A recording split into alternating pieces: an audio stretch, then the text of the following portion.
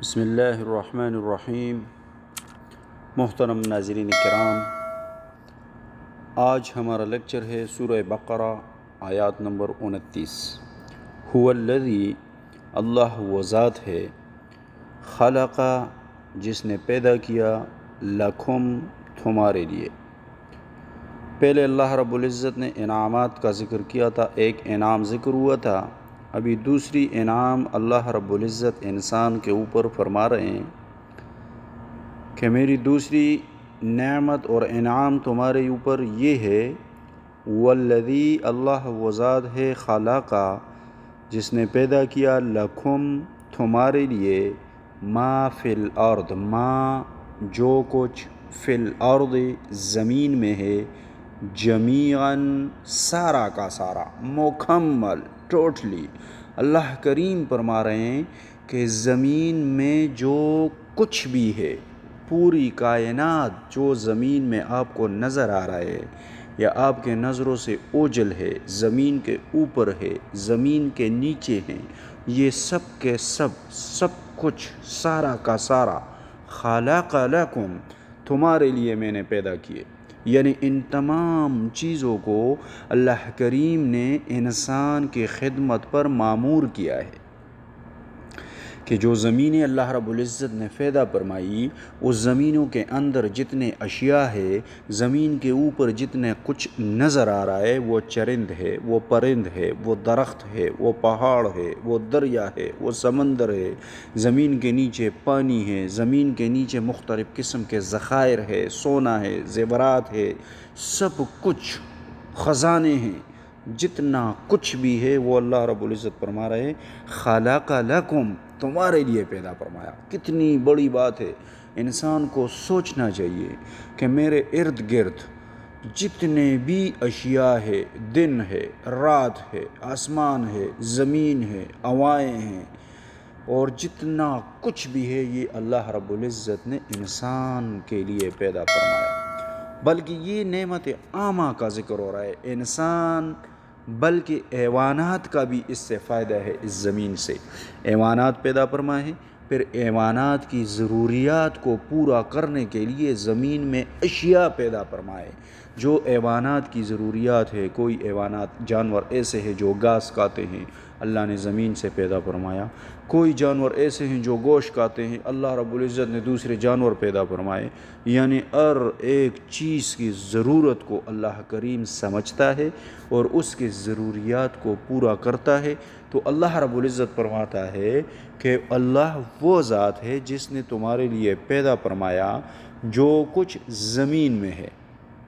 یہ بہت بڑی بات ہے، انسان کو سوچنا چاہیے۔ یعنی اللہ رب العزت نے انسان کی غذا زمین سے، انسان کا لباس زمین سے، انسان کی مکان زمین سے، انسان کے لیے کوئی پریشانی ہوتی ہے، کوئی بیماری ہوتی ہے، اس کے لیے دوا و علاج کا سامان زمین سے، انسان کے لیے راحت کا کل سامان زمین سے۔ یعنی سردیوں میں ہمیں سویٹر کی ضرورت ہوتی ہے، کوٹ کی ضرورت ہوتی ہے، گرم کپڑوں کی ضرورت ہے، وہ سب کچھ زمین سے، زمین ہی کی سب کچھ پیداوار ہے۔ گرمیوں میں ہمیں اے سی کی ضرورت ہوتی ہے، پنکھے کی ضرورت ہوتی ہے، ہوا کی ضرورت ہوتی ہے، وہ سب کچھ زمین سے۔ تمام کائنات کا انسان کو بالواسطہ یا بلا واسطہ کوئی نہ کوئی فائدہ پہنچ رہا ہے، اور انسان کے خدمت کے لیے تمام کائنات کو اللہ کریم نے پیدا فرمایا۔ تو آیات کے اندر اللہ رب العزت فرما رہے ہیں کہ اے انسان، سب سے پہلے میں نے تمہیں پیدا فرمایا، اور جو تمہیں پیدا فرمایا تو تمہارے پیدا کرنے سے پہلے میں نے یہ سارے چیزیں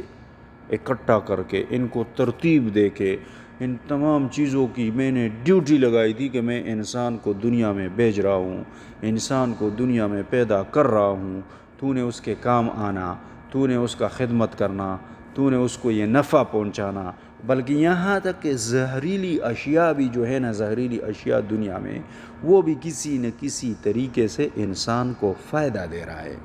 اب دیکھیں ہمارے دوائیوں میں اور اس طرح کی چیزوں میں مختلف قسم کے اشیاء استعمال ہو رہا ہے جو کہ سامنے ظاہری طور پہ وہ چیز زہریلا ہوتا ہے، لیکن باطنی طور پہ وہ ہمارے بہت سارے ایسی چیزوں میں استعمال ہو رہا ہوتا ہے کہ جس کا انسان کو فائدہ ہوتا ہے۔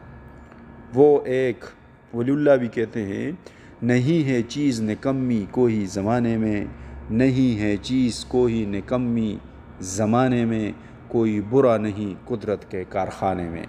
یعنی قدرت کا جو کارخانہ ہے، قدرت نے کارخانے میں جتنے اشیاء بنائے ہیں، قدرت نے اپنے کارخانے میں اپنے قدرت کے ساتھ، اپنے ربوبیت کے ساتھ، اپنے ملوکیت کے ساتھ، اپنے خالقیت کے ساتھ، اپنے للہیت کے ساتھ جو کچھ بھی بنایا ہے اس میں برا کوئی نہیں، اس میں تمام اشیاء کا اپنا ایک حکمت ہے۔ اور یہ بات یاد رکھے کہ اس آیات کے طور پہ اللہ فرما رہے ہیں هو الذی، اللہ وہ ذات ہے، خلق، جس نے پیدا کیا، لکم، تمہارے لیے، ما فی الارض، جو کچھ زمین میں ہے، جمیعاً، سب کچھ، سارا کا سارا۔ انسان ایک دفعہ سوچ، اللہ خود فرما رہے زمین میں جو کچھ بھی ہے یہ میں نے تمہارے لیے پیدا فرمایا۔ بحر محیط میں فرماتے ہیں مفسر کہ جب کائنات تمہارے لیے پیدا فرمایا تو پھر تمہیں بھی سوچنا چاہیے کہ اس کائنات کو جس نے پیدا فرمایا اس کا مقصد تھا کائنات کو پیدا کرنے کا انسان کے خدمت پر لگانا، تو پھر انسان کو بھی سوچنا چاہیے کہ اس کائنات کو پیدا کرنے والے مالک کا احسان اگر میرے اوپر اتنا بڑا ہے تو پھر میری بھی کوئی ڈیوٹی ہے، میرا بھی کوئی کام ہے کہ اس کائنات والے کی میں عبادت کروں، میں اس کو ایک مانوں۔ دیکھیں یہ توحید بیان ہو رہی ہے۔ جب زمین اللہ کی، انسان کو اللہ نے پیدا فرمایا، زمین کے اوپر پھر پہاڑ اللہ نے بنائے، اور پہاڑوں کی اپنی ایک حکمت ہے۔ پہاڑوں کا سب سے بڑی حکمت یہ ہے کہ اللہ رب العزت فرما رہے کہ میں نے پہاڑ کو اس لیے زمین کے اوپر گاڑ دیا ان تمید بکم، تاکہ یہ پہاڑ تمہارے اوپر، یہ زمین تمہارے اوپر ہلے نہ۔ زمین چونکہ حرکت کر رہی ہے، گھوم رہی ہے، تو یہ پہاڑ اللہ رب العزت نے اس کو ان زمین کے اوپر کیل کے لیے، کیل کے شکل میں ٹھوک دیے تاکہ یہ زمین حرکت نہ کرے۔ تو انسان کو چاہیے کہ وہ ایک دفعہ سوچے کہ سب کچھ جو مجھے نظر آ رہا ہے یا میرے نظر سے چھپے ہوئے ہے، لیکن ہر وہ چیز جو میں استعمال کر رہا ہوں، جو میری صحت کو ضرورت ہے، جو میری ذہن کو ضرورت ہے، جو میری روح کو ضرورت ہے، جو میری جسامت کو ضرورت ہے، جو مجھے بھوک کے لیے ضرورت ہے، وہ سب کچھ اللہ رب العزت نے پیدا فرمایا۔ تو پھر مجھے چاہیے کہ میں اللہ رب العزت کا ایمان لوں اور اس کے توحید کو مانوں۔ اللہ عمل کرنے کی توفیق عطا فرمائے۔